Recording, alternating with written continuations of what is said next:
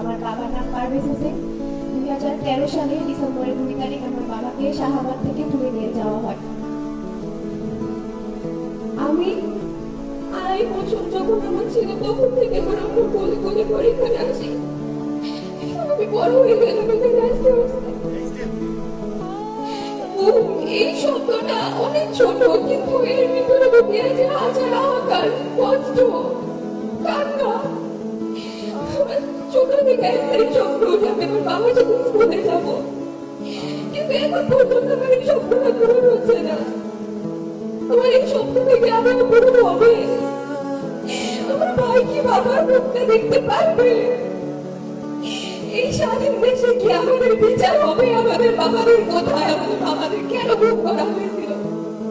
গুম কমিশন বলে ধরে নিন ওরা মৃত। কেন এটাকে হাতে রক্ত আমরা ধরে নিব আমাদের বাবার হাতে? একটা দল করে কোনো অপরাধ না, দল সবাই করে। এর জন্য এটা কেমন বিচারে বাংলাদেশ